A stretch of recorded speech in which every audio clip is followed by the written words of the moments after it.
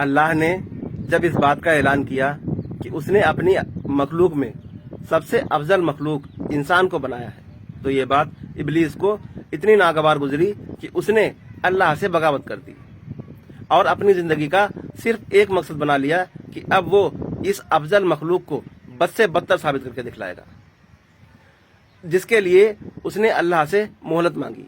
तो अल्लाह ने उसको क़यामत तक के लिए मोहलत दे दी और इस अफजल मखलूक को बद से बदतर साबित करने के लिए उसको हथकंडे भी दे दिए और कह दिया कि जो भी इंसान इन यानी अफजल इंसानों में से जितने भी इंसान तेरे लश्कर में शामिल हो गए और तेरे झांसे में आ गए, उनको और तुझसे मैं जहन्नम को भर दूंगा।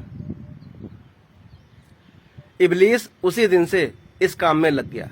उसने अपना सबसे पहला निशाना आदम अलैहिस्सलाम के ऊपर ही लगाया, जिसके नतीजे में आदम अलैहिस्सलाम को जन्नत से दुनिया में आना पड़ा। उसने अपना दूसरा शिकार आदम अलैहिस्सलाम के एक बेटे काबिल को बनाया। काबिल के हाथों ही उसके भाई हाबिल का कत्ल करवा दिया। इस कत्ल के नतीजे में काबिल के ऊपर इतना लर्जा तारी हो गया कि वो अपने बाप के डर से कहीं उसका बाप उसे कत्ल न कर दे, वो दूर कहीं भाग गया और वहीं पर अपनी जिंदगी बसर करने लगा। वहीं पर उसकी नस्ल बढ़ने लगी।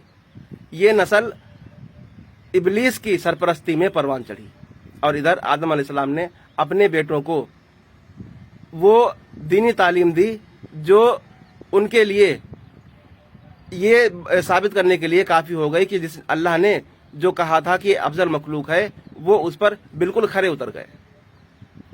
और उधर इब्लीस काबिल की नस्ल को अपनी सरपरस्ती में परवान चढ़ाता रहा और उसको ऐसा बना दिया कि वो बिल्कुल बद से बदतर मखलूक जो होती है।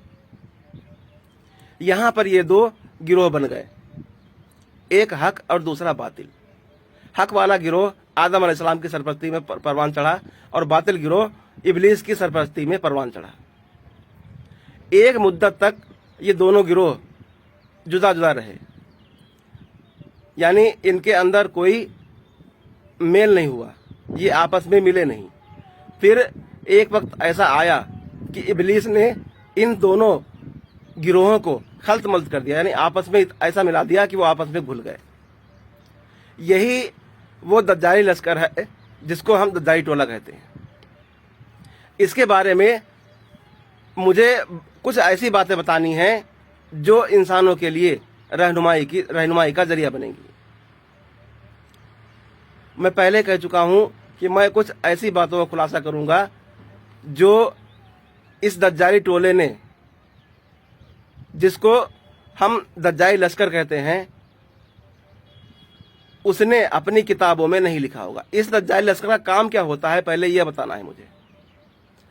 मेरी मजबूरी है कि मैं बड़े वीडियो नहीं बना सकता हूं, क्योंकि मैं इतना कोई फेमस इंसान नहीं हूं कि मैं अगर 1 घंटे की वीडियो बना दूं लोग मुझे देखते रहें। इसलिए छोटे छोटे वीडियो बनाता हूं। अगर किसी को लगता है कि मैं हकीकत को बयान कर रहा हूं तो वो सुने, बाकी तो लोग कुत्तों की तरह भौंकने पर मुझ पर लगे ही रहते हैं। उनकी मुझे परवाह नहीं, उन्हें भौंकने दो। इंशाअल्लाह अगली वीडियो में बताऊंगा इस लश्कर का काम क्या होता है।